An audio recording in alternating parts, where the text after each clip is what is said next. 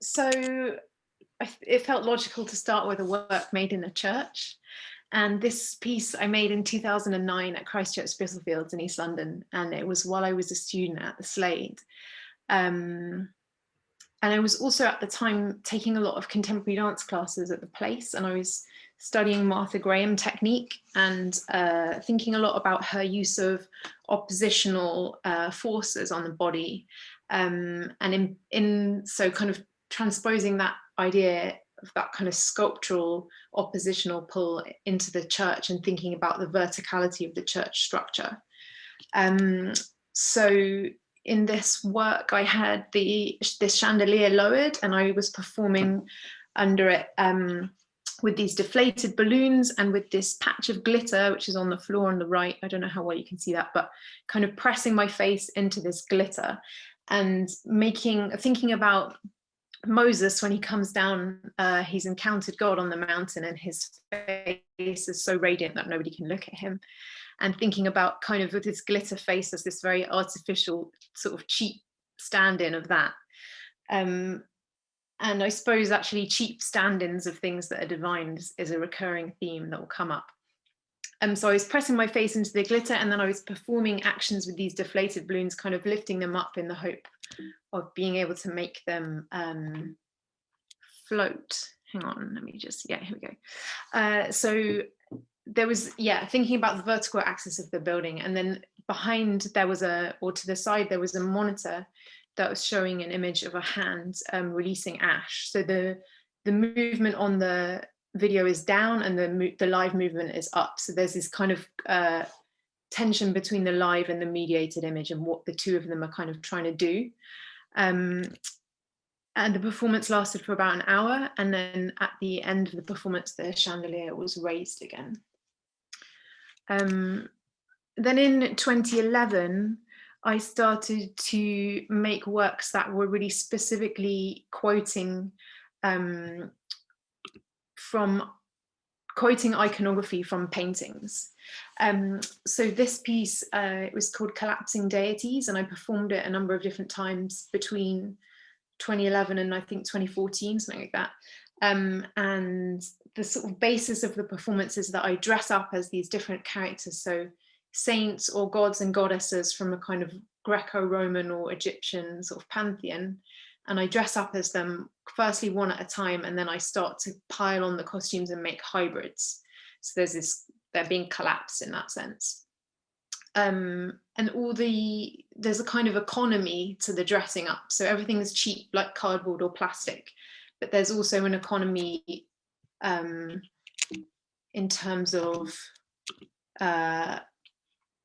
the sort of economy of language that you get in a nativity play costume. So if you put on a bit of tinsel, suddenly you're holy. So almost like, what's the minimum you can do to become this character? This version was at Spike Island in 2014, I think. And again, I suppose thinking about this kind of faked holiness and this low production value standing in for something that is more valuable, but also a fascination with iconography as a way to try and make visual something that's invisible or may not exist. So how do I visualize the divine? How has anybody tried to do it over the centuries in different cultures? And also this, at this point, I was kind of getting excited in the similarities between different iconographic traditions or different mythical traditions. So if everybody has a flood myth, perhaps there was a flood. So this idea of a kind of authentic original. And then, again, with the kind of cheapness of the material. So this one has like a cardboard stone tablets of the 10 Commandments, as well as these Egyptian headdresses, this battery powered candle.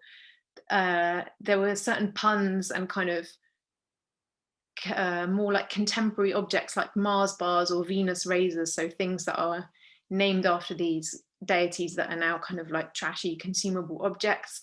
And then also sort of the lace glove and the gold bustier of Madonna, 80s Madonna, as well as the sort of Holy Madonna.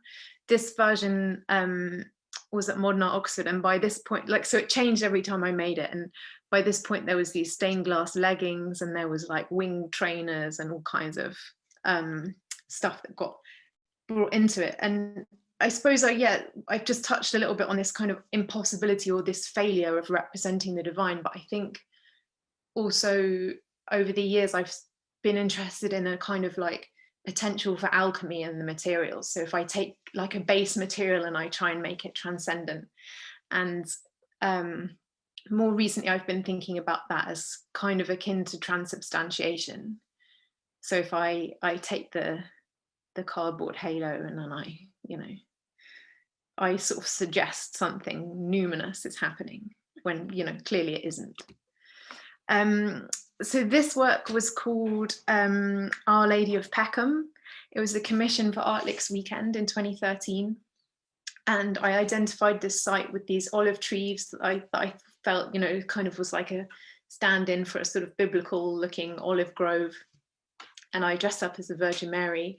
And again, the robes are duvet cover, and you can see the poppers, like it's quite irreverent, but it's also acknowledging its own sort of inadequacy, I suppose, but in quite a playful way.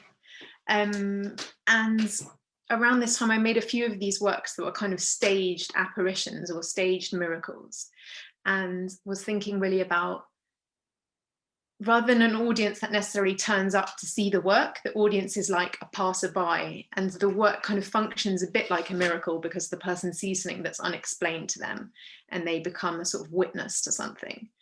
And actually this performance, it was on a Sunday in Peckham, and there were loads of people going past on buses going to church in like amazing traditional African church outfits, and kind of seeing this Virgin Mary and like having this kind of like gasp look as they went past. So that was like for me a really good like a kind of almost ideal audience.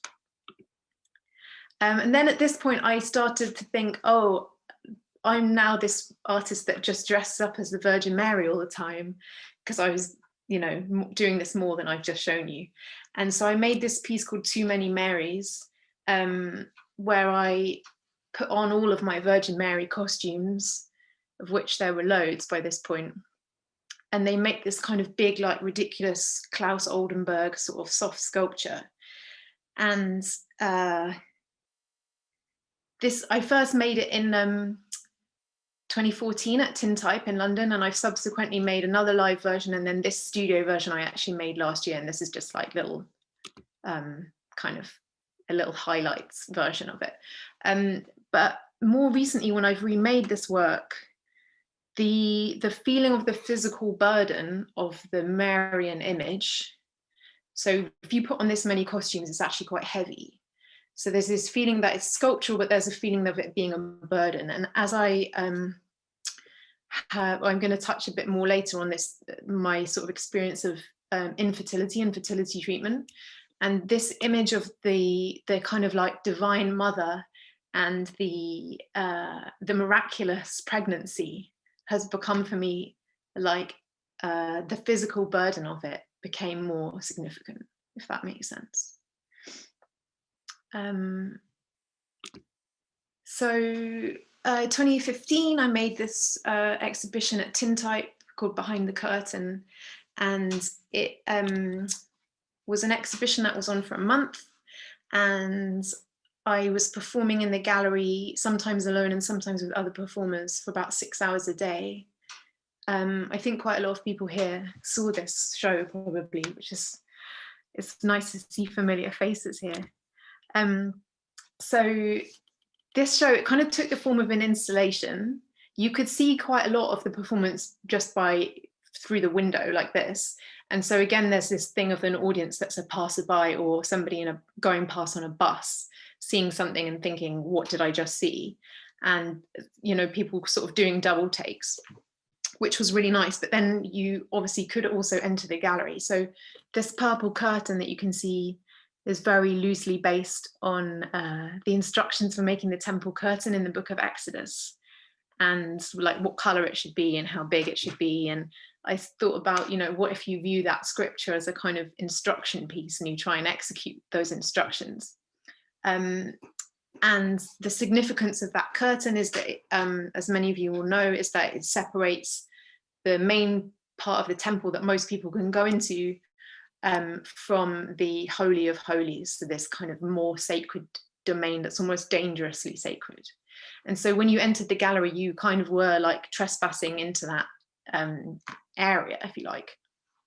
And then within the gallery, there were also 2 cardboard screens. One was like a triumphal arch, and one was this one, which is like a rood screen, which in a kind of traditional church architecture kind of performs a similar function to the curtain, in that it separates the altar or the sanctuary from the rest of the church building. So although the gallery is like a white cube type gallery, I'd kind of made this church architecture within it, but obviously again it's cardboard and it's kind of cheap. And at this point, I was focusing really on the female saints and the goddesses rather than the gods. And we were performing again in these kind of slightly nativity play-esque costumes, and sometimes they'd be hybrid costumes, and the characters included kind of Joan of Arc with these chainmail leggings, or St. Lucy with her eyes on a plate. And we would move very slowly, forming these kind of tableau, almost like live paintings. And my instruction to the performers was that everything should be done at ritual pace, which to me is the pace that you walk in at a funeral, or the pace that a bride walks in to her wedding. So everything's got this slowness, and there was a kind of quietness to the exhibition that even at the private view, everyone went outside to talk. Like the inside did have this kind of slightly churchy reverence to the atmosphere, which was nice. So there's a couple more details from this piece. This costume is Artemis, well, it's not, it's based on Artemis Ephesia, who's a kind of Turkish Artemis who has like loads of breasts, or they might be loads of testicles, depending what commentaries you read. And then off the back of that show, because I'd spent 6 hours a day looking at all these props and thinking like what sounds they made and what tactile qualities they had, I wanted to make a video work that could draw the viewer's attention to certain of those qualities, and also to take the viewer to a different location. So this work, The High Places, was made in 2016, and it was filmed in some ruined churches in Romney Marshes. And it's one of a series of works that I made around this time that they were kind of like playfully imagining, what if I go to the ruins of a sacred place, or a place that just looks like it was sacred, and try and like reanimate the latent sacredness by performing as these characters. And also starting to think around this time about, if you embody a character in performance, could you invoke them? So if I dress up as the prophetess Miriam, who celebrated with a tambourine after the Israelites crossed through the Red Sea, could I somehow channel the sort of ancestral power of the prophetess Miriam to reawaken this kind of ruined holy building? Then also in 2016, I had a residency in Girona in northern Spain, Catalonia, and made this work called A Song of Ascents. A Song of Ascents is a kind of category of psalm that people would sing when they were going to Jerusalem for Passover. I think I might be wrong about that, but you're ascending to Jerusalem. And it's kind of, I've made quite a lot of processional works actually, but this is the only one I'm showing this evening, just in the interest of time. This one, when I was on the residency, I saw this folk dance called the Sardagna, where everyone joins hands and does this very slow, quite actually boring circle dance together. But it meant that the people there, like if you invite them to hold hands with each other, they're totally into it. There's not a kind of British sort of reserve about it. So I led them on this procession up this flight of stairs. It's a medieval city centre. On the way to a statue, the Virgin della Pera, which is the Virgin holding a pear. And I'm carrying this giant Ferrero Rocher that looked like a sort of scepter, and I've got a headdress made of Ferrero Rocher bows. and ankle bells and various other things. And as we're ascending the stairs, I'm dropping pieces of fruit that can then roll back down the stairs. So a bit like in Dante's Purgatory, where people ascend them out of purgatory and they shed things as they go. So I'm sort of shedding these things. And then we reach the statue, which you can just kind of see the feet of at the top of this image. And then I broke open the giant Ferrero Rocher, and I shared it with them. I invited them to share it with me as a kind of mass, but actually they were very reluctant, which is quite interesting. This work was then 2 years later back in Girona, and it's from a series of works that I made called Approaching Veritas. And this is when I came to a point where I decided to embrace or acknowledge in the work my experience of fertility treatment that I was undergoing at the time.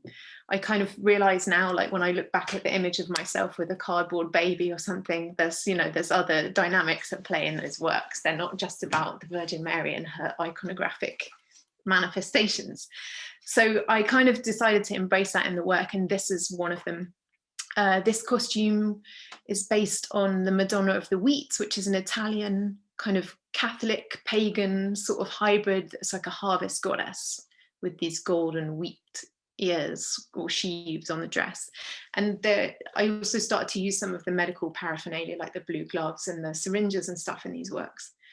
And then the title, the Veritas that's mentioned in the title, is it's a concept that's associated with Hildegard of Bingen, the medieval mystic, and it's this idea of the green in green, or the life-giving principle. And so a lot of these works are cited in these kind of gardens and greenhouses, and thinking about that kind of fecundity in relation to the body. And so I'm now just going to show a few stills from a video work called Approaching Veritas Epilogue that was made after the live works, and it was made actually after all the treatment that I didn't work. And so it's kind of a lament, this work. And I'm just going to show stills, but if anybody wants to see it, I can send a link. So just get in touch and I can send you the link. So this video, it features a series of sort of thwarted objects. There's an egg that won't crack, a breast that won't lactate, and a mermaid that wants to do the splits. And at this point as well, the imagery is really like developed from certain Renaissance painters that I'm interested in, particularly Carlo Crivelli and his use of these back cloths, which are called cloths of honor. And he often shows the Virgin and Child in front of these cloths. And so again, it's about like, how do I make an iconography to talk about something that's hard to talk about? And in this case, it's the infertility as much as it's about trying to imagine like if you can invoke these characters. Crivelli also always has these like bounteous swags of fruits around his virgins. And a lot of the movement in the work is this kind of improvised cradling of a child that isn't there. And I also made these custom-made costumes with ears of corn, and then this one which has the pelican pecking itself. So these are kind of hospital gowns. And a lot of you will be familiar with the image of the pelican pecking itself. It's an early Christian image where the pelican's blood is feeding its young. But when I was researching this work, I found an image, a heraldic shield in Canterbury Cathedral where the pelican's pecking itself and it has no young, which resonated with me. And the action of the pecking also resonated with, like, I was having to inject myself in the stomach every night. So the pecking itself and the injecting, they kind of had a relationship.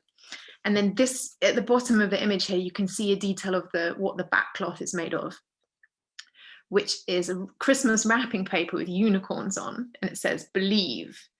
And when I saw it in a shop, I thought, why would you put like unicorns on everything? Why are they on a wrapping paper? It's ridiculous, like for Christmas. And then I realized actually there is a medieval tradition of the Virgin and the unicorn that's called the mystic hunt. And therefore Sainsbury's had probably unknowingly made this wrapping paper that was like a kind of like tapestry from France in the 1400s. So there's quite a lot of density in the imagery, I suppose. This is, you can see the hospital gown again, and there were also these coded watercolors of some of the images that appeared on the surface of the work as well as on the costumes. And then I'm sure I'm running out of time. There's a Madonna of the Week gown. It's been ripped open, like the biblical gesture where you rip your clothes because you're bereaved or outraged. And then I'm going to really quickly show you a few paintings to finish. This is called the Miracle of Bolsena, and it's a painting of a cloth in Orvieto Cathedral that is allegedly the proof of somebody did the mass and the bread bled on this cloth, and it's the proof of this transubstantiation. This one is called the Hand of Salome, and Salome is an apocryphal midwife who tried to check if the Virgin Mary was still a virgin, and her hand withered because she was blasphemous.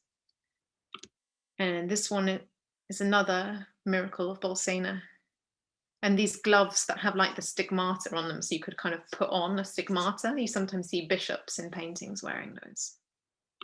And then finally, this painting is called A Fountain Stopped Up, which is a text from the Song of Solomon. It's traditionally associated with the Virgin Mary. It says, "My sister is a garden enclosed and a fountain stopped up." I made this painting at the start of this year. The tits are crying because the fountain is stopped up. I'll leave it there.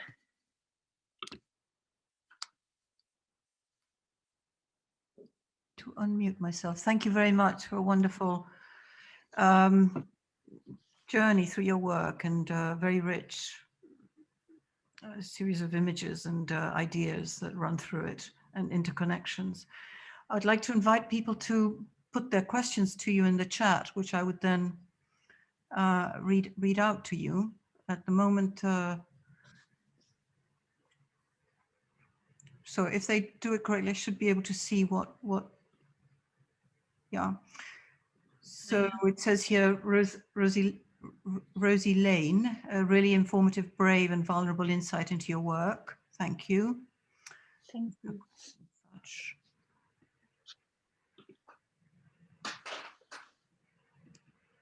I mean, it took quite a turn when you started to talk about fertility. Yeah, and because of trying to talk about so many works in a short space of time, there probably would have been like, if I had started later, you know, that turn would have been less sudden. Like there were some works that are a bit more transitional, I suppose. But I felt like both parts of the earlier stuff and the later stuff both felt relevant to tonight. Yeah, it was quite suddenly, it was like, oh, you know, from something like it's a nativity play through to the body and fertility, you know, it was quite a shift. Yeah, and also like a shift in the production value, I think, because I started to, the more I got into the kind of Carlo Crivelli type paintings, the more I wanted to make something that had this Baroque, like richness to the imagery, I suppose. There's a question here from Shona Beaumont. Holly, amazing, thank you. Do you see Bible texts as something to appropriate in your work, or are they something you're coming to within a position of faith, or both? Question mark. Yeah, I suppose both.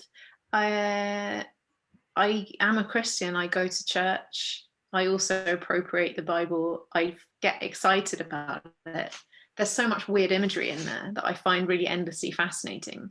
And so I guess I do approach it from a position of faith, but I'm not sort of so, I suppose I obviously don't treat it with like total, what's the right word? I'm irreverent about it. I don't treat it as so sacrosanct that I can't use it. But I feel also that like by using it, that's sort of part of the outworking of my beliefs, if that makes sense. And also I think to begin with, I was more making the work because I was like, how do I articulate what my beliefs are? And so it was a way to sort of try and investigate, like put a language to that, if that makes sense.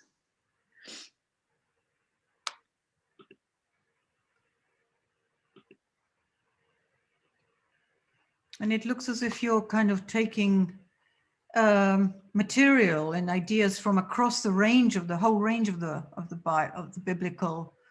Yeah, and also from other. So there is a video work that I didn't show called Easter Eats Estradiol, which is another of the kind of fertility works. And in that work, I read you get given these instruction sheets about how to inject yourself, and I read the instructions kind of as if they're an incantation or a prayer. And I wanted the work to present a kind of ambivalence between what might be the most effective in that situation. Like, is it most effective to follow medical advice, or is it most effective to dress up as the pagan goddess Easter and try and sort of like channel her power? And like, you know, if you're in the position that I was in, you get to a point where you'd probably try anything, really. So yeah, the work was kind of giving form to that, I suppose. Yeah. You mentioned the word numinous, suggests something numinous is happening. Could you talk more about the numinous in relation to your work? From Louisa Faircloth. That's a really good question, Louisa. Thank you. I think in a way it's like suggesting the numinous, but at the same time completely undermining it at the same time, like saying something numinous could be happening right in front of you, but it's just a woman with a duvet cover on. I suppose I feel if I tried to genuinely create a kind of transcendental experience through an artwork, it's bound to fail. So you kind of might as well start from the position of the failure.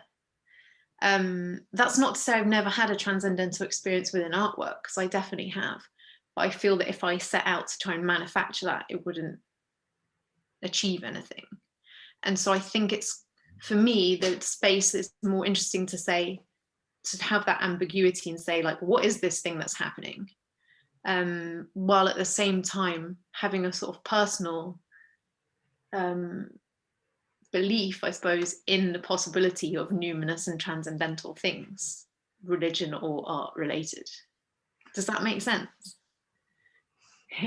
Thanks. There's a couple of questions here. It'd be nice to get through them. Thank you for the present. This is from Dan Smith. I was curious as to how important sound was in your performance and video works.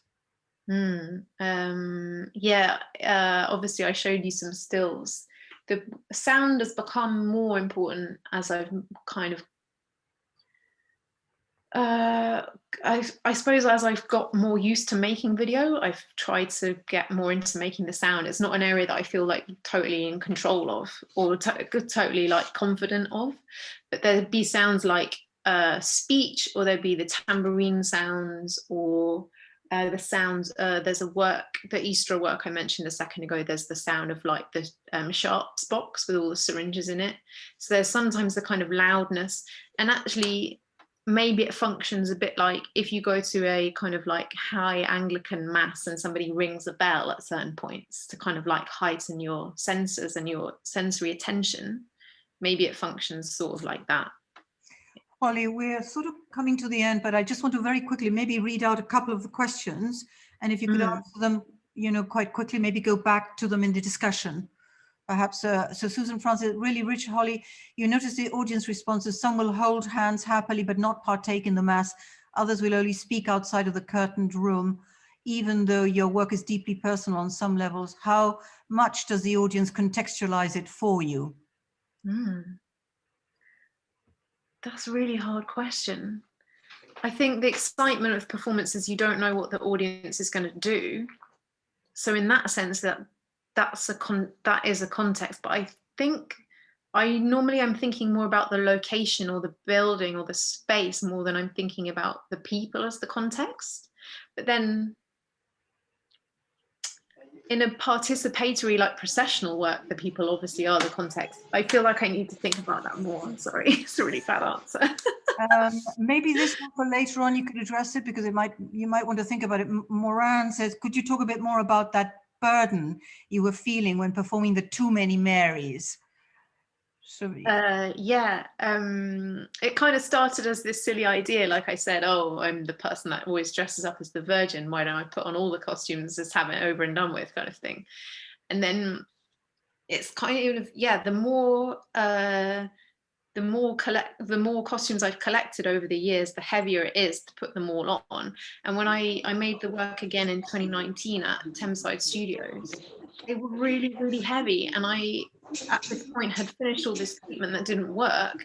And so I put on all the costumes and I was like, fuck this, fuck the weight of this expectation of this woman who's like this kind of dream sacred mother, and that she can just get pregnant by somebody talking to her, you know, like I have an anger about it.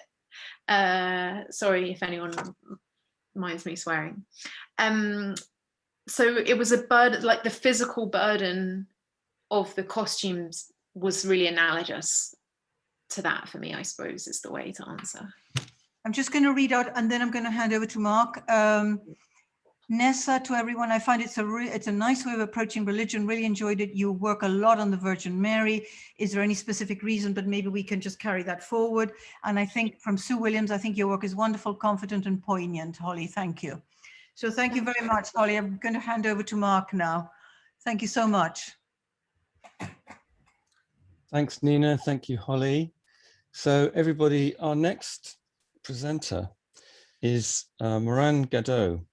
Now, those of you who were at the symposium will know that Miran sang a song in the symposium, and we're fortunate enough that she's going to sing another song, but it's going to be contextualized slightly differently because she's going to talk a little bit about her process as well, which I'm really looking forward to. And if I may just take 1 minute just to say why I'm particularly looking forward to it. When in the symposium, I think that Miran and also Linda Mary Montana, who is in the audience today, I believe, both their presentations involved music. And it kind of, I mean, everything was great in the symposium, but it kind of brought us together in a certain kind of way. And I think for me, speaking in terms of arts chaplaincy projects, you know, religion is such a conflicted and, you know, it's such a, such a conflicted area. One of the ways around it is to sort of not talk about religion and to refer to spirituality. The problem with that is it can kind of just lead towards an individualism, which actually ultimately privileges a Western Protestant Christian position, I would suggest. And so the collective, and leaves out the collective, which is at the heart of religion in all its forms. And so I think when Miran and Linda introduced music in a kind of collective performative way in that context of religion and art, it really did something special. And so I'm very much looking forward to Miran's performance and also her speaking about her practice. Very quickly, Miran was born in 1999. She's known as Mrs. Blues as a performer. She's a French Navorian student currently studying on the BA Fine Art course at Goldsmiths College. Her spontaneity and ambition have always influenced her art practice, often characterized as intuitive and eclectic through her use of found objects and fabrics, mediums like clay or latex, but also painting, performance, and film, along with an important interest in music. So thank you, Miran, over to you. Thank you, Mark, for introducing me. I must say I'm very happy to be part of this forum because, you know, like you said, that symposium last year was, you know, I really enjoyed it. And I think it's such a nice initiative to, you know, continue this, you know, as discussions and, you know, forums. And, you know, in fact, the symposium last year helped me quite a lot in my quest, which is love. And I had a few questions, so to be able to ask them and hear back from, you know, all these different experiences, as well as discovering works as well, it really helped me. It was very resourceful. So yeah, thank you for that. After the symposium, I continued my work and research, and I guess I still am because it's an ongoing quest, really. So I wrote about my experiment during lockdown, and basically, I had decided to immerse myself in a routine inspired by cloistered nuns, hoping that I would get a taste of what is the everyday of a nun like, what is such ordinary like. So that during that first lockdown, it was Lent. So I was fasting, I was meditating a lot, attending the mass online, praying at least 2 rosaries a day. So I guess the conditions were quite ideal for that kind of dedication. I did not watch TV. I did not watch any films at all, apart from the ones that were in relation to my experiments, which quite quickly, by the way, became a way of living. And it was not always easy. Perhaps I could talk about this later. About the different stages I encountered. But most of all, there was the silence, which became presence. And in these particular moments, I faced my memories, the painful ones, and perhaps again, because of the context, which is Lent, I was absorbing the idea of God's forgiveness. God is merciful, and we as Catholic, we use this time to like purify the soul and get rid of the bad habits. So I was very much into these ideas, really. And to look at the sky was an escape for me, but also a moment of liveness that I could not describe. Because I feel like the sky I have this relationship with the sky, which is quite crucial. Whenever I talk about love, I also talk about the sky because of its immensity and infinity as well.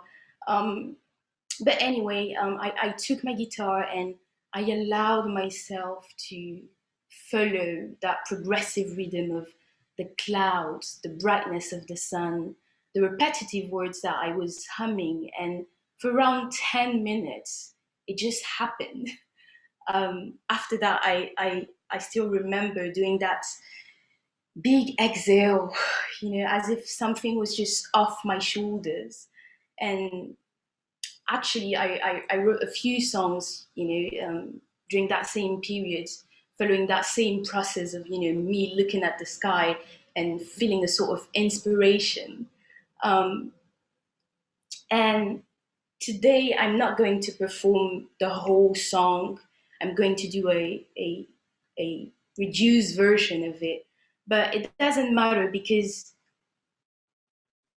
whatever you hear, I know that when I close my eyes, it just brings me back to these moments when I was alone physically, but actually, maybe because of that experiment I did, I could feel that presence, and that was helpful. So this is Please Have Mercy on Us, a simple song, but coming deeply, deeply from my heart.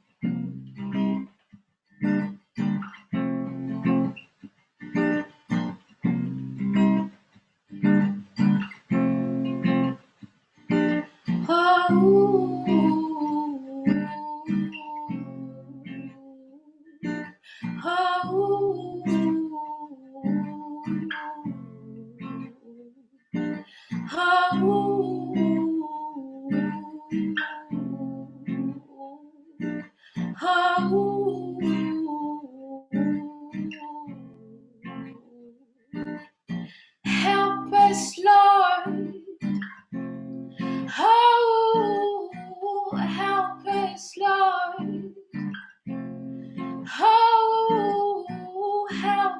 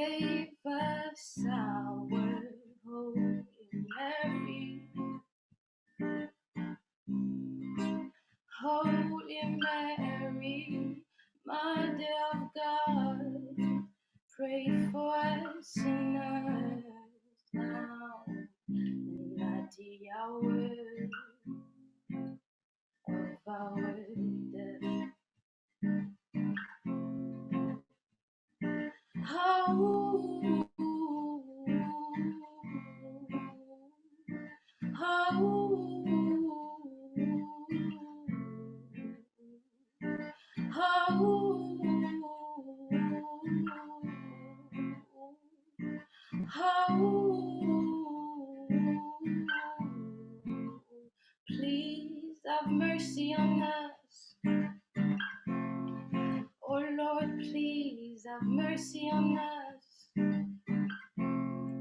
Oh Lord, please have mercy on us. Oh Lord, please have mercy on us. Oh, oh, oh, oh, oh Lord, hear our prayer coming from our heart, addressed to you. Oh Lord, have mercy on us, for we have sinned against you again. Please, Lord, hear our prayers addressed to your most sacred heart. You, the most holy, you, the only one we need to survive. 'Cause you are our life, our path, our truth. You are our life, our path, our truth. Hail Mary, full of grace, the Lord is with thee. Blessed art thou among women, and blessed is the fruit of thy womb, Jesus. Holy Mary, Mother of God, pray for us sinners, now and at the hour of our death. Amen.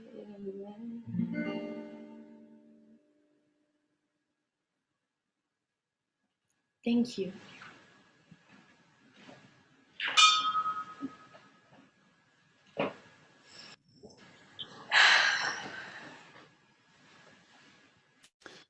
Thank you, Miran. That was beautiful.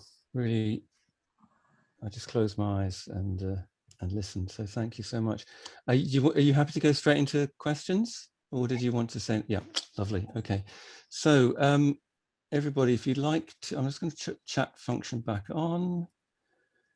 And Nina, if you wouldn't mind letting people in, if there's some people still coming in, I don't think there is at the moment, but if you wouldn't mind just taking over, that would be wonderful. Thank you. So, Miran, I'm going to read out the questions to you. Then some may be comments. You know. So, Rosie Lane has said, "Beautiful voice." Thank you. And I'm sure that's echoed by many.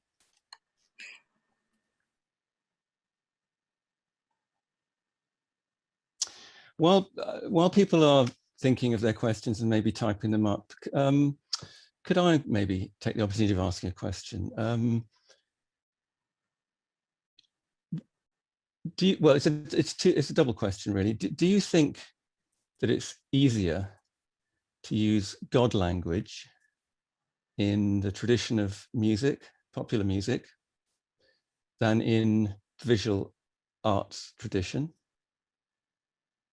And if so, I'm talking I guess in London, shall we say? I mean, I don't know. You know, the world is a big place, but you know, certainly in your situation, you know, Goldsmiths, London, maybe even this context here, is it easier to use God language in terms of music? And if so, why do you think that might be? Just to clarify the question, do you mean using God's language as in contemporary art, or? Yeah. Sorry. By the way, just when I say God language, I mean, you know, to speak of God in a non-ironic way, shall we say? Well, I guess, you know, I did ask a similar question, you know, during the symposium last year, because I was trying to write my dissertation about, you know, love, which has very, very many connections with my relationship with God. And I was trying to avoid the use of the word God, but actually, it was easier for me to just say it the way it is, really. So I don't know if it's easier, but sometimes it's like calling a cat, really. And yeah, I like to use the word love because I believe in it's, how I believe it's just bigger than whatever we might think love is. But I also feel like using God echoes using the word love. I don't know if that makes sense. So yeah, it's probably easier, yeah, depending on the context. Thank you. And yes, it does make sense, because certainly it makes sense in terms of the Bible, because the Bible does say God is love. So, okay, thank you. I've got some questions coming in, which I'm going to relay to you, and some comments as well. I'll start at the top. Actually, I'm going to read a few of the comments first, then go back to the question. Bravo, Mrs. Blues, Marie Stella said. Got some nice emojis of prayers and hand claps. Beautiful, inspiring. Well done, Nessa. Okay, so what I'm going to do, just thinking about the time we have, I'm going to read out all the questions that are up. There's 3 questions. And as Nina suggested, we can carry them over perhaps to the discussion, but this will give you an opportunity to choose the ones you'd like to address first, perhaps. Okay. So Caroline Smith said, you talked about a quality of silence in your work. Could you say more? Lucy Newman Cleave said, thank you, that was really beautiful. The process you described seems to have involved thinking of your faith as a form of art practice. What insights did that give you into your art practice, and vice versa? And Marie Stella Gadot said, are you sometimes in conflict with the intimacy of that moment and what it means to you, and this desire to share it with the whole world? So quality of silence, insights into your art practice and vice versa, and the conflicted intimacy and sharing. Right, so should I answer to this now or later, yeah? You can answer them all if we don't run out of time. I'm just conscious of the time, so I wanted to give you the opportunity. And yeah. All right, so I'm just going to try to like sum up all of them, beginning by the last one. Do you feel forgiven by God? Yes, I do. I do feel forgiven. And sometimes I'm even trying to like experiment that forgiveness even more. And yes, there are sometimes conflicts because I'm not sure whether it's me being in the, that intimate moment in, my practice of faith, or is it me being, practicing my art? But the more I progress, as a person really, and in my faith, the more they just coming together really as a whole, because it is who I am. And I have to say that, Mark, you were like a big inspiration for me because you're a priest and you're also an artist. So it is possible to combine both, the faith and the art. So I don't know if that answered both of these, but maybe we could come to these later. But yeah, thank you for your questions and thank you. Yeah.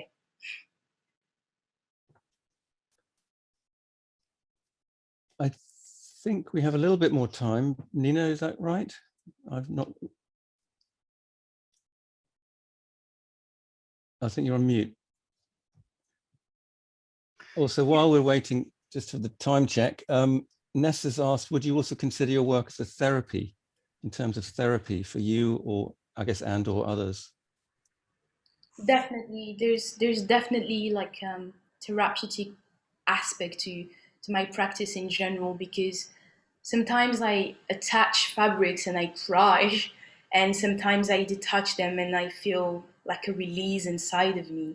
So there is this very intimate connection that I have with materials, because I also believe that whatever I am, whatever I do, God is with me.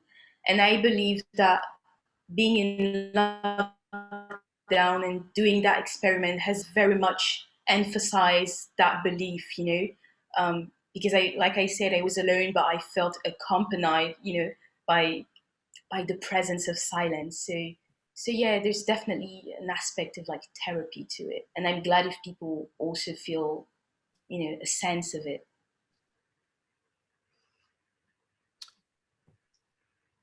Thank you very much. I think, Nina, we probably should move on now. On to Louisa, okay. I think so. Thank you so much, Miran, and thank you to everyone who asked the questions. We will be able to come back in the discussion. Thank you. So a great pleasure in introducing Louisa Faircloth. And Louisa is quite happy for me not to say too much, just a brief introduction. So just to say that she lives and works in Bristol, and that her work takes the form of film loops, performances, field recordings and drawings. And she co-founded BEEF, Bristol Experimental and Expanded Film, which I have visited, courtesy of Vicky Smith, I think. And with the core aim of supporting and nurturing experimental film practice in Bristol. So Louisa, thank you very much, and look forward to your presentation. Okay, thank you very much for giving me this platform to talk about my work. Thank you, Mark, and thank you, Nina. And thank you, Nina, for the introduction.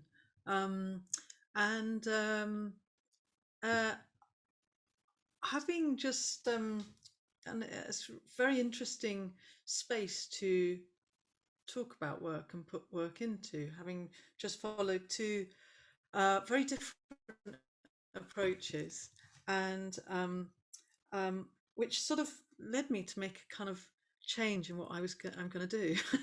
So and it's really kind of a response to both of you, and I hope so I was sort of thinking about what Holly said about I asked her about the numinous, her use of the word numinous, and her talking about the impossibility or the near impossibility of representing the numinous. And then I was thinking Miran, about your sort of porosity and highly sensitive and emotional approach. And I was very sort of moved about you talking about the meditation and your and other processes that you follow. And I thought I'd go back to the other thing just to say is actually I've moved to Gloucester. I've just moved to Gloucester, so I'm no longer in Bristol, and that's another reason to sort of show something that actually was made in Gloucester, work I made in Gloucester. So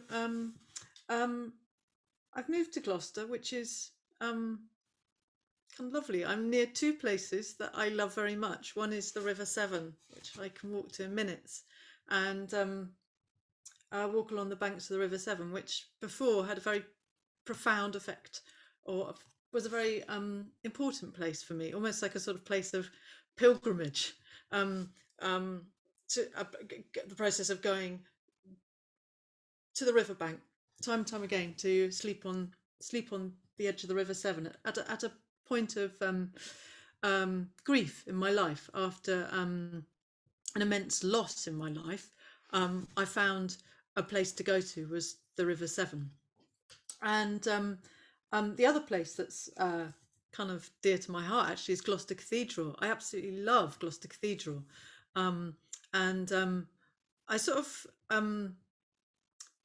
I sort of feel like to say that my approach to making work is that I feel that religion is kind of always somewhere in my work, because I had quite a sort of strong Catholic upbringing, and so it's there and so it's always sort of finds a voice. So the work I want to show you actually is called Jeannie, and it's not showing you. I actually want you just to listen for it's 8 minutes long, and it's one of two field recordings I made of a young woman called Jeannie, who I met along the River Severn. So when I was sleeping in my tent on one of those times a number of years ago now, Jeannie was walking along and talked, and we had a conversation, and this conversation stayed with me. It stayed with me and it stayed with me, and it was just like bothering me. So like a few years later, I was like thinking, God, Jeannie, I have to do something about that conversation we had. I really have to do something. And then Jeannie's kind of a bit of paper with Jeannie's name and number, kind of, I found it and I was like, yeah, I have to do something about this and go back and talk to Jeannie again.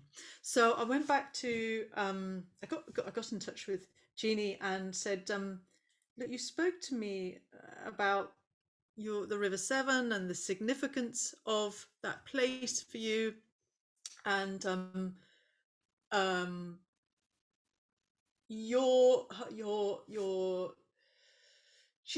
what she talked to me was a little bit different about what she actually told me when we met up. So she told we had a very brief conversation, and then I went back there with a field recordist, and together we made a recording of Jeannie. So that the importance to say that is that what she tells me is not planned. So I kind of think we're going to have a slightly different conversation to what we do have. But what I've asked her for 2 places. I know that the River Severn, our connection was both of us had found the River Severn to be a healing place. So she also had found it to be a very important and healing place. So I said, can you take me to one of these places, which is significant for you, and to make this recording. So what you're going to hear is a field recording with one channel. On one channel, you'll hear her voice. And on the other channel, in your other ear, you'll hear the river, and you'll hear the sounds of the river, and I kind of want you to just close your eyes or lie down or just take yourself away from the screen just to listen to her voice. And what I would like to do is follow that by playing to you what was our attempt, and maybe I'll introduce the second bit after you hear her speak, so it will then make more sense. So I'll do that, okay? So if you've got headphones, if you can close your eyes, but if you can find a way, or lie down, find a way to just immerse yourself in listening to Jeannie. Okay, thank you.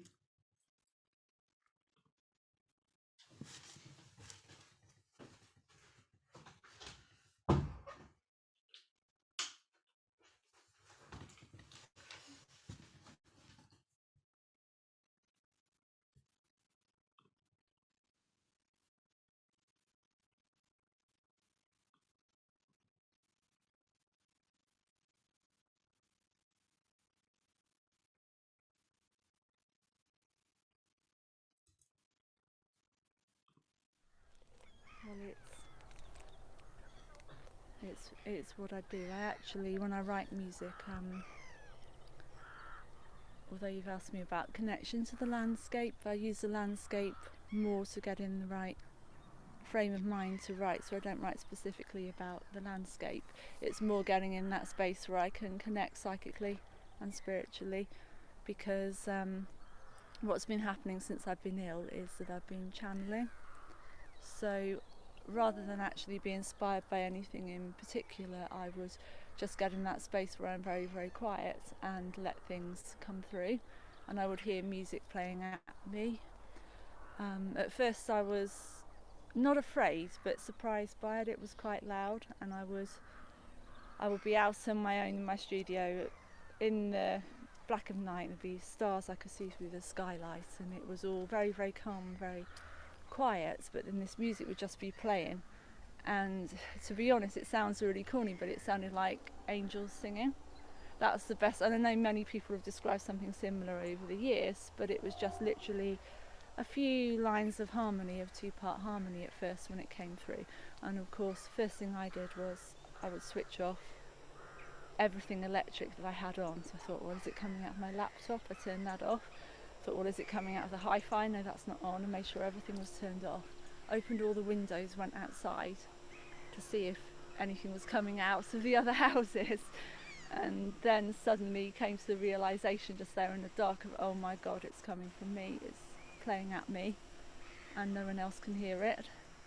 So the first time it happened, I was elated, not scared, but surprised, and went straight back online, contacted a friend of mine, said, look, this is happening to me. And she said, no, you've got to write it down, quickly write it down. So I did, laid it out in harmony, and then played it on the piano in the middle of the night. And I've always had psychic experiences sort of since childhood, but when I was ill they got stronger and stronger and stronger, and because of the nature of my illness I hadn't been able to listen to music for 10 years, so it was something that was quite surprising for me that I could hear things that clearly when I hadn't heard anything for so long. And at first, as I was recovering, it was just be every now and again that I would hear, and then as I got stronger it would be more of the time.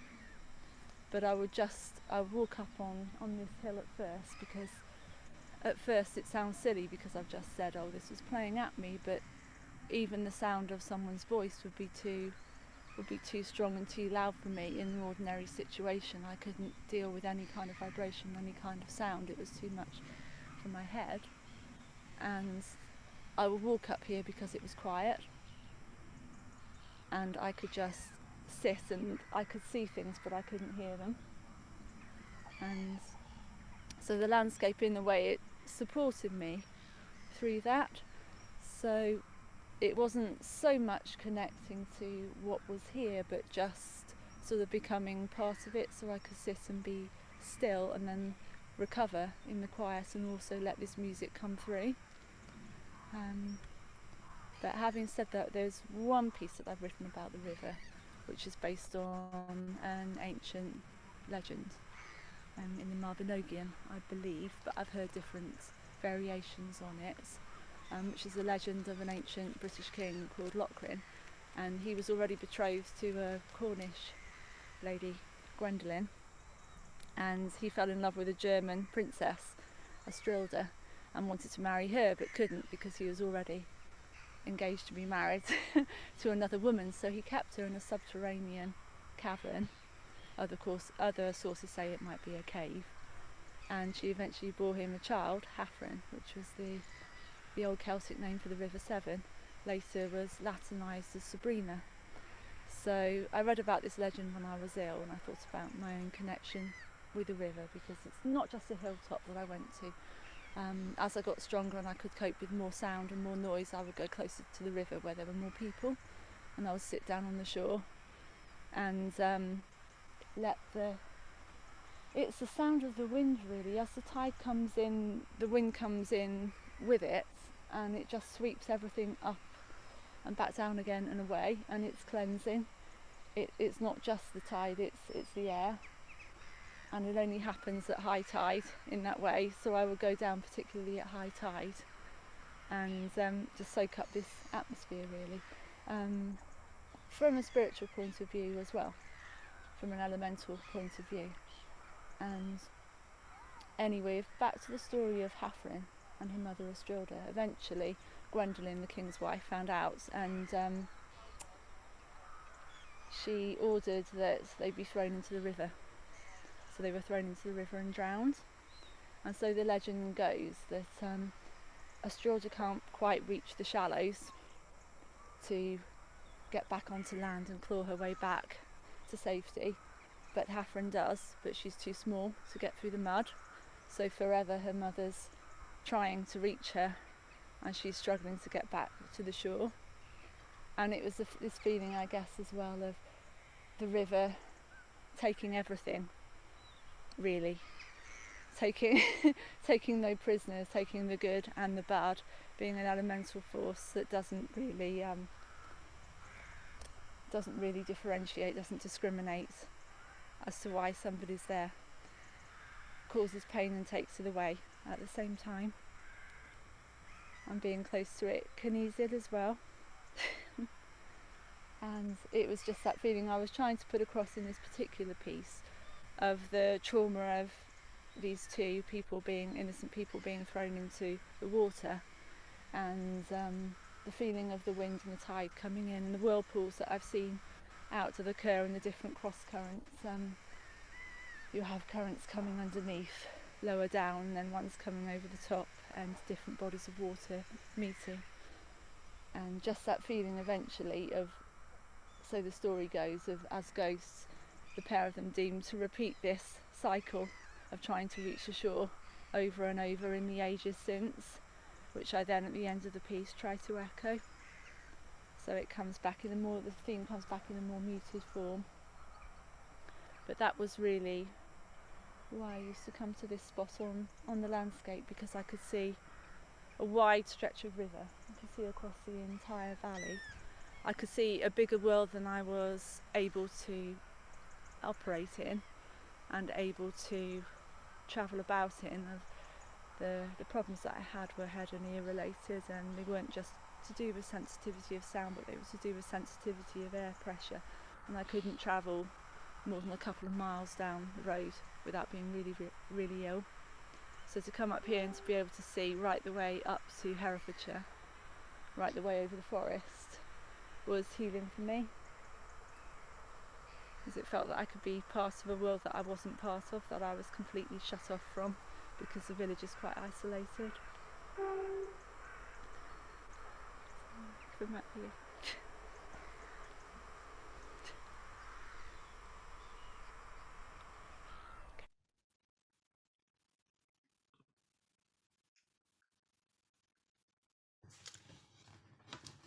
Okay, I hope I shared the sound properly then. I did, good. I just want to switch my light on just briefly.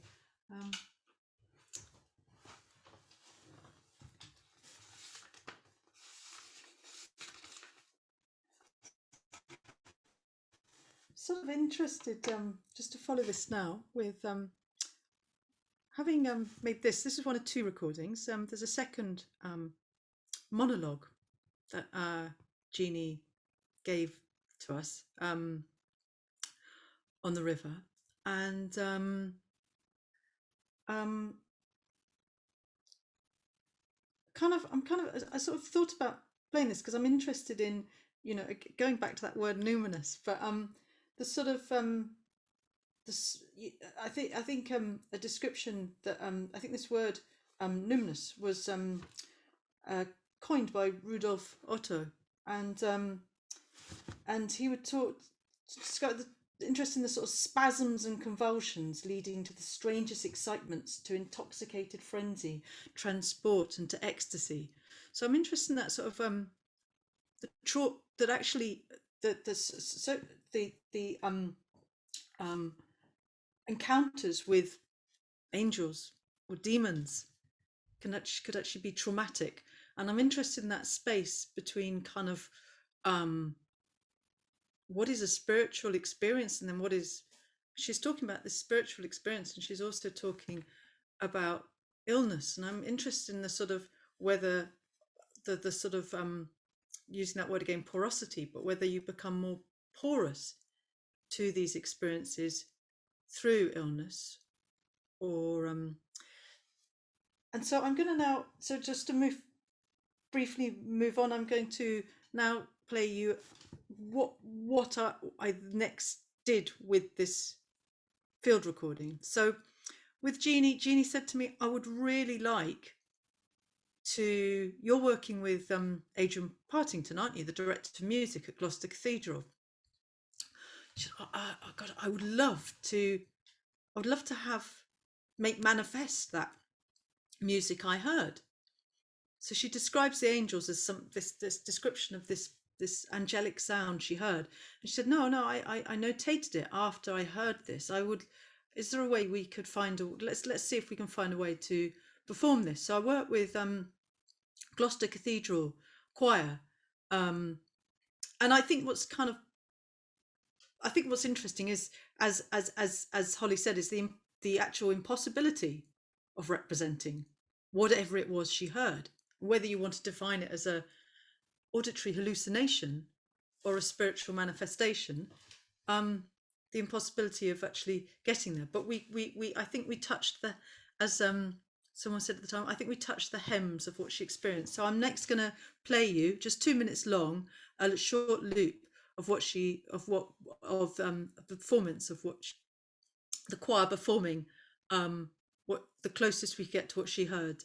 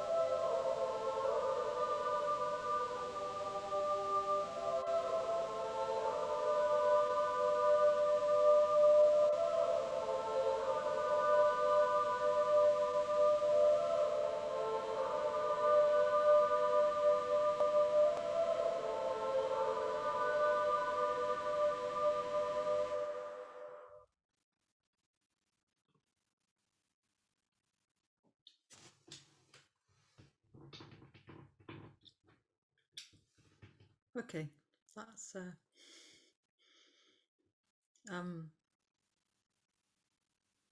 I think if anyone wants to ask me questions, that's probably the way to about the work. There's another, if anyone's interested, there's another field recording on SoundCloud of Jeannie talking about her experiences.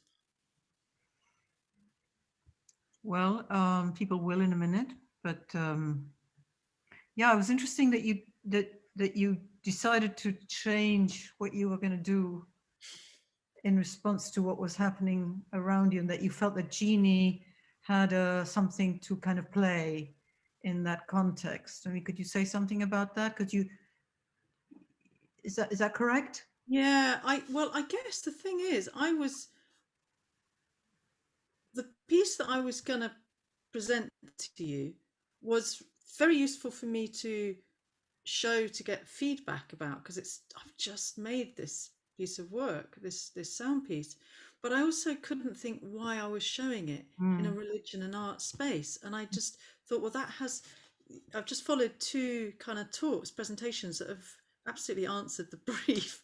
And I thought, well, there really isn't, other than the fact it would be great to get feedback. I couldn't think. And so I thought, well, listening to what Holly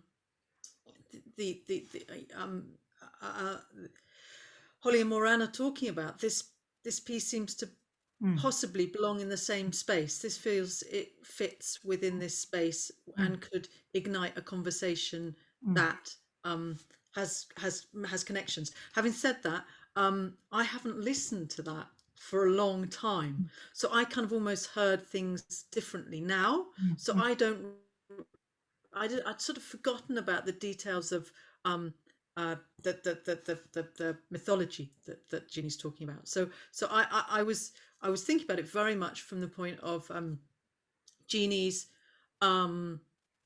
transcendental experience, Jeannie's spiritual experience, Jeannie's musical hallucination, Jeannie's illness. And I think it's really interesting that sort of, where does this stand, and what is and that sort of how often, I guess I'm also, it kind of does connect with kind of what I was going to play you, and also, and that slightly sort of crazy proposal I wrote you, Gina, and I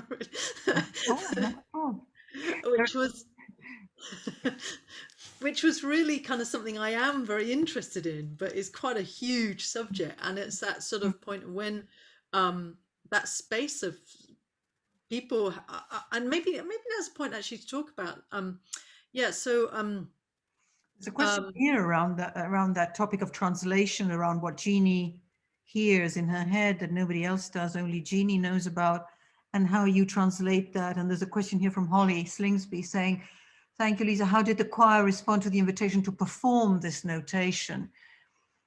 I mean, actually, the choir is just a youth choir, so they just kind of went with it. Adrian Partington, the director of music, he was very willing to do this, and I thought that was very interesting, because I thought, she's talking about channeling. This isn't necessarily a Christian position she's taking. She's quite sort of, I don't know how you define her sort of spiritual view, but it's not sort of Orthodox Christian point of view.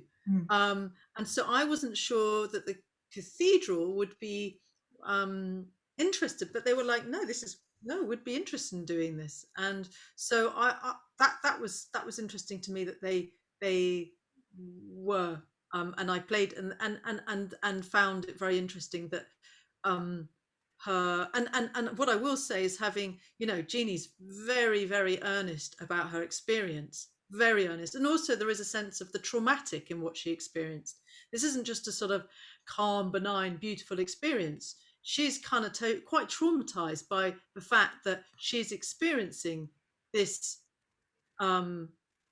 music, this immense sound, and she cannot locate it in any objects around her, and then realizes this is something only she is hearing. And then in the next recording, she talks about her experience of ghosts. And again, is ghosts just another form of a visionary experience? So I'm kind of really interested in, I think my position to Jeannie has really changed as well. So I think, in 2014, I think when I made this, I was much more kind of, skeptical, I think, about, also not skeptical, but I think I used words like musical hallucination. And I think now I would be, and I think to sort of mention, Mark talked about God talk, and I kind of, I think now I'd be much more comfortable to sort of say, well, this, this is, it would feel almost, I think it almost feels disrespectful to call this a musical hallucination, because it's so absolutely a spiritual experience for her, and therefore it is. There's a question for her that relates to that, Louisa, from Moran, saying that was very interesting and inspiring. Was Jeannie happy with the choir's attempt to reproduce what she heard? Yes, she was. And what interesting you say that, Moran, but what happened, she worked first for the choir, and then we worked with somebody called Richard Jeffrey Gray, who actually, he's the director of music at Bristol Catholic Cathedral. And I was working with him on other projects. So I had two really interesting musical directors sort of who I was working with. And he works with sort of sound engineering as well. And so he worked post-producing it with Jeannie for a while, sort of, because she felt, she said, look, it mustn't be in regular pitch, because it wasn't. What I heard was off pitch. So they took it out of detuned it slightly. So that was important to her.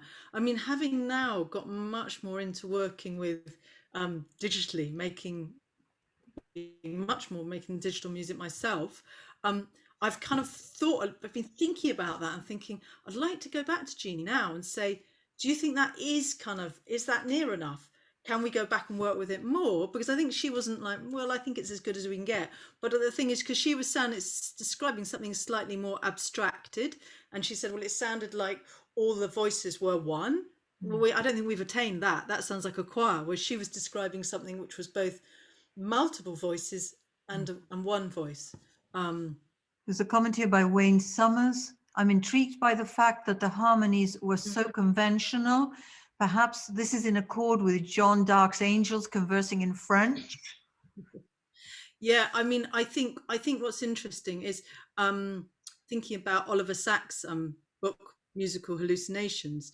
I think the thing is, Jeannie is also a composer. And so I think, and that's highly relevant, I think that she has that form of experience, which is conventionally musical. And I think, were I to have a transcendental experience, I don't think it would sound like that.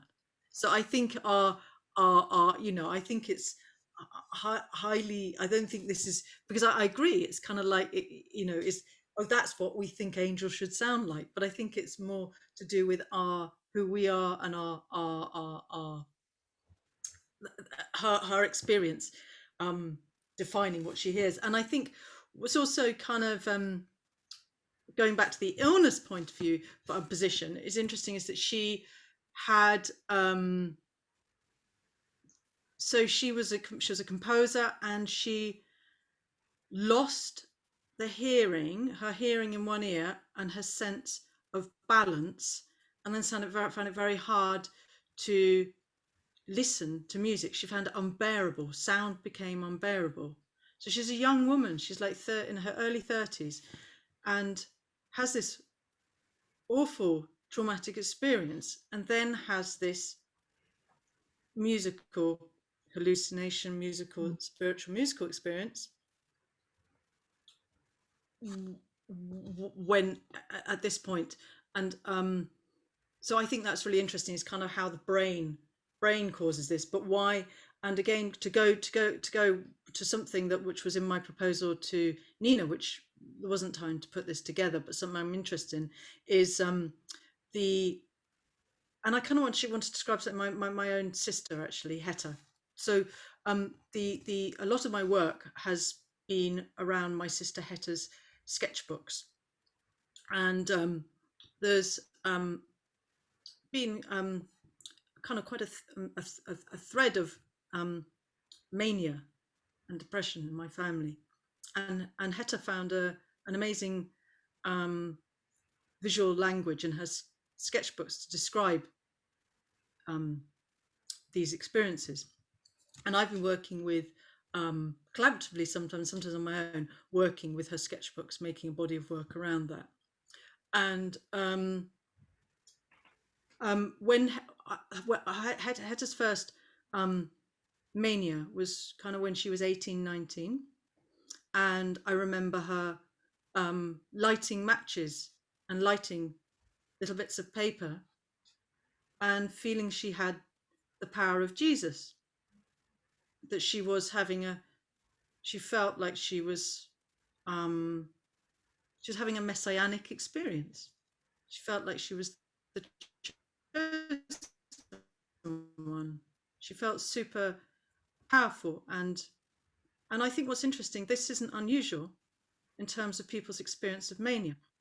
And I think there's kind of an interesting place there is to how we define people's experience of mania or schizophrenia, of madness, whatever you want to call it. Because often those people themselves will describe it very differently. They will say, well, I was having this immense spiritual experience and I felt so powerful, and so so I'm interested in, again, with I'm not saying that Jeannie was having a mania, but there was illness. She was also ill when this happened. And so I think I'm quite interested in what the brain can open us to, how that people can have these powerful visions and auratic experiences and be more open to these things when they are in a certain mental state, a mania. And how we view this in Western culture, and how other good cultures will have viewed this traditionally very differently. Louisa, may I, at that point, perhaps open up the space to people who might want to kind of comment using a hands up method? Mark, if you want to coordinate that, if people want to just join in the discussion and take it forward, given the 3 presentations and you know, any thoughts or anything that people might want to sort of join in with from this point on. We have about 15 minutes or so. Wayne Summers says, it's perhaps no surprise that Christ was recognized by legion. By legion, I'm not sure what that means.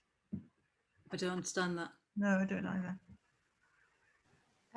I think, Wayne, are you referring to the guy who's possessed by many demons and they say, we are legion?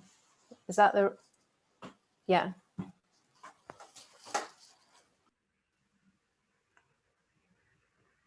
Well, I don't know how to answer that, Wayne. Do you want to say more, or is it just a comment? No, I think it's very interesting. I think that madness can recognize the divine. There is perhaps much commonality amongst them. When the Christ is on the Gadarene's shore and Legion is roaming around amongst the tombs, having broken free of his chains, he actually states, "What do you want with me, Jesus, Son of the Most High God?" No one's introduced them, but the recognition is there. When I showed this, as a couple of times. That was actually at the Arnolfini the first time, with a sort of listening platform with people listening with each one of her monologues pressed onto vinyl. So there was Jeannie's monologue we just heard, the first one, and then the second one, which is much longer, 20 minutes longer, which has got a much more darker, traumatic actually feel to it, the second monologue. Listening to Atlas Space headphones, and then in speakers on the space we had intermittently the angel loop being played, just play and then end.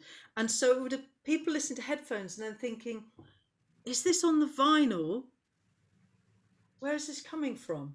So actually when it was shown in a physical space, and we also turned the speakers to the wall, so it sort of bounced into the space differently. So we sort of tried to sort of put it so there was a sense of, what is this? Where's this coming from? Is this on the record? Was this somewhere else? So we sort of tried to, rather than trying to make it sound mystical, try to play with the idea of, where is this? Is this on the record? What, you know, this kind of her experience of puzzlement and bewilderment.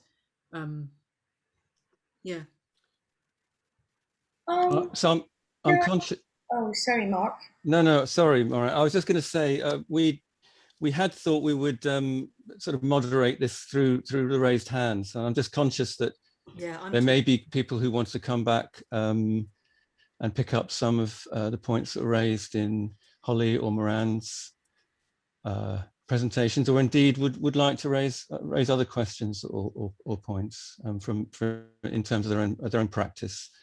Remembering this is a practice-based forum, practice of religion and practice of art. So yeah, if you'd just like to put your hand up, I will pick you and ask you to unmute. Thanks. Can I just say it? So yeah, in terms of like what we just heard, you know, with all the recordings, we definitely didn't have the same experience as, the one with the installation you just described. But I personally, with that loop of, the choir, I did feel like there was, what you might expect a choir to sound like, which was, quite pleasant. But at some point, not that it felt traumatic, but there was elements of, it was a bit disturbing, although it sounded like, a nice song a choir would sing, really. So maybe it's just personal, but I did feel with just that loop, different layers of, what you just said, Louisa, the one voice being different voices, but also like a pleasant experience, but maybe the illness and the trauma. And, I felt that. So maybe it's just me, but it's just interesting to hear that there were other elements, in the installation that were probably playing a bigger role in how the visitors experience the work. But just with that loop, I could feel different layers, of like trauma, but also joy and enthusiasm as well. So yeah. Yeah, and also just if I could just, oh, there's somebody there, but just if I could just comment on that, the fact that I was just thinking, Louisa, that you might have, I didn't know whether you'd shown it in a white cube or in like in the cathedral where it might have been recorded, Gloucester Cathedral. But one of the things I kept thinking about was the fact of a loop, that it is a loop, and loops can have this kind of the fact that it's not a narrative, so not a choral narrative that has a beginning, middle, and end, and it's just, could go on forever, could itself have been a sort of source of perhaps not disturbance, but something a little bit that shifted it off its pleasant over. Yes, I think that's absolutely right. That going round and round and round. I mean, it becomes Yes, an that it would earworm, never doesn't end. it? Yeah, that Yes, it could yeah. disturb at that point of. Anyway, I must give over to Mark. Do you want to, Jean-Françoise or? Yes, so I think I had a question for all the people who presented today, and maybe to everyone actually. You mentioned, Mark, after the second presentation, a certain sense of irony that maybe when religion is talked about in the contemporary art world, it goes hand by hand. And I was wondering, so I had kind of two questions. The first one maybe is how work that are very religious in their nature were received during your studies in an academic context. And also, is it living in how does it integrate in the contemporary art world? Is there a kind of parallel world that is really open to such themes or works? Or do you think it integrates without being really questioned?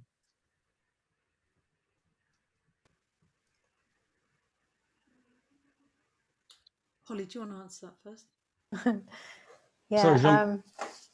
I think that, well, firstly, I'll say that I didn't probably make anything that was very explicitly religious when I was studying. So I can't really answer that point about how it would fit in an academic context. I think in the wider sort of contemporary art world context, I feel like it's something I'm still trying to figure out, actually, because I think I worry that it won't be received well, and I don't know how much that's accurate and how much it's my projection. So it's something that I sort of negotiate in a way, but I think, yeah, it's something that I don't have a totally comfortable answer to. And I think that, if you think historically, a lot of art was made as devotional objects or kind of church objects, and that no longer happens. But that work is really still looked at and sort of venerated art historically. So to me, that's quite an interesting distinction, that I can say I love Piero della Francesca, but I'm not talking about, like, I'm not necessarily saying I love it as a devotional object, but there is a kind of shared language with other people that love those sorts of paintings for whatever reason that they love them. I'm not sure if that really answers your question, though, sorry. Okay, so I think, shall I answer the question? I think I would describe what I've played to you in particular more as like it's kind of like a found object. It's a field recording. It wasn't scripted. It was like finding something kind of beautiful on the riverbank, a conversation, and it led to going back to just say, what are you talking about? Can we talk about that some more? Can I make a recording? And don't talk to me about it until we get there. So it was just letting the tape run and recording her words. And so I think it sits quite apart from. Well, there is a sort of and I still make field recordings. Actually, I haven't for a while, but I kind of think it's a little bit like it's closer to drawing in the sense it's sort of finding something and seeing where it goes, and it sort of had this connection with the work I was making with and work I'm still making with Hetter's sketchbooks, which is a kind of much more sort of rigorous conceptual process, maybe, there's a long, whereas this was much more kind of like, I've got this thing, I found that I have a thing that's just been given to me and I'd like to do something with it. So I think it sits there. Does that answer the question? Yeah, I think so. I mean, I'm not expecting a specific answer, so that's nice to hear. Miran, did you want to add anything to this? I know you said a little bit before, but there's no other hands raised at the moment, so or maybe someone in the audience has something to say about this. I do want to say something. Good. Well, I guess there were many things you asked, really, but about how religion itself is like approach, I guess, in the, like the academic situation, really.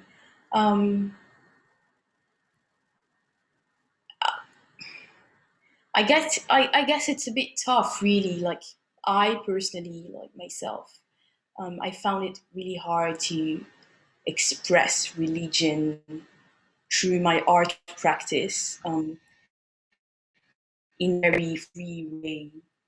I did not necessarily feel the support around me, but there always, the exception. You always find tutors who, can understand your practice and can understand whatever connection you wanna bring together. Because again, we did say, I don't know if it was Holly who said that, but because you're using religion, it doesn't mean that you're expressing faith, although you could. So I think it's difficult, but it's not impossible. But yeah, I find it hard, but I also believe that in any practice, really, the more confident you are with what you do, the more confident you are to be out there. And you'll always have like challenges and people saying that they don't receive the work well, or that, oh, what is she saying? A bit like you said, Louisa. But yeah, I guess you have to do what you do. Yeah. We're actually coming up to the finishing time, but maybe there's someone in the audience who has something they'd like to say in answer to this, in response to this question, or can I just briefly, just in answer to just mention that the strange place of religion in art, you know, which was the book that kind of spoke, you know, quite, you know, in a sociological way, you know, in an not analytical but sociological way, about this division in the studio and in the art school. So, I mean, I don't know whether Jean-Jacques knows it, but that could be something that he could read, because it's very clear, not analysis, but account of a teacher's experience in the art school by James Elkins, isn't it? James Elkins, yeah. Anyway, Mark, yeah, carry on, sorry. No, I was just inviting, are there any other comments? I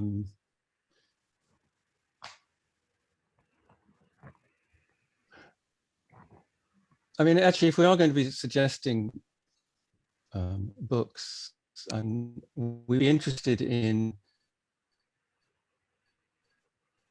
well, if I'd like to say, yes, to a close, I'd like to say 86% of participants have stayed to the end. That's a statistic for you. So hopefully we're doing something right, but we really are working this out as we go along, and we would be, it's for you, okay? It's for you, it's in response to the kind of expressed desire, of which we also are part.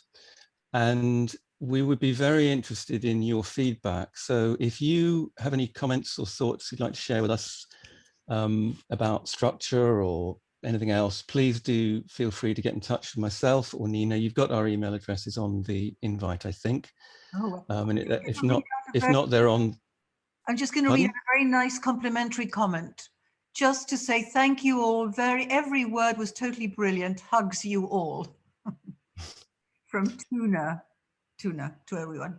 Thank you, Una.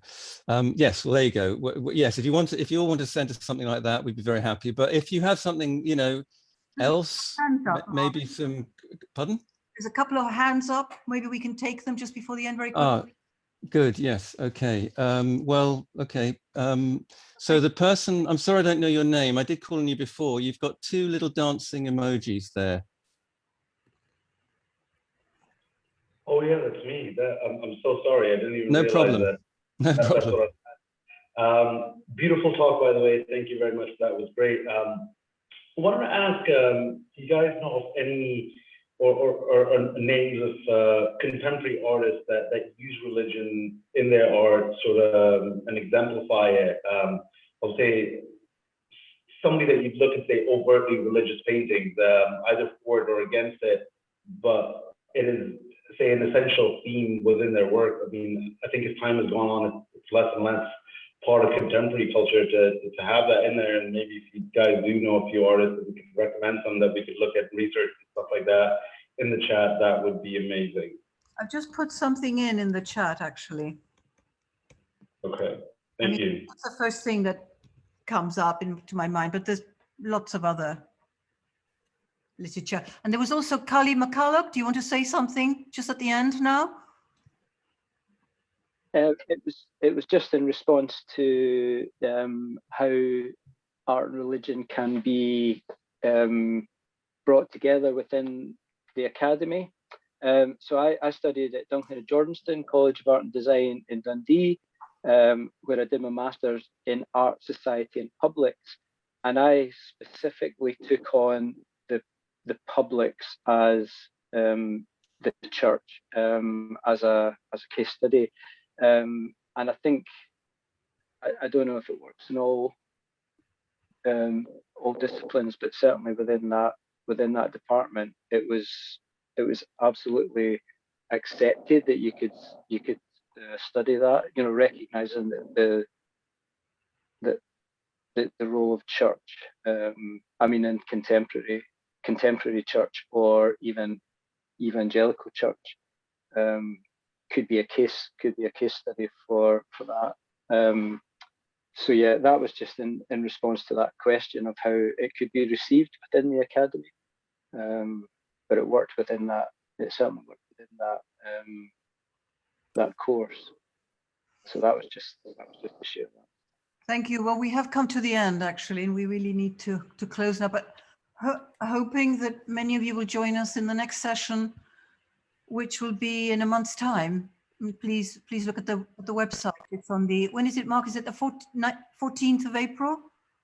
Sorry, I haven't got it on the top of my head, but we will email all of you, because you're on the Eventbrite list. So until you tell us to stop emailing you, we will continue. We'll carry on emailing you. Thank you so much to everybody who presented, to Miran, Louisa, and Holly. Thank you very much. And to all of Thank you, everyone. Thank you. Yeah, thanks for the invitation. Goodbye.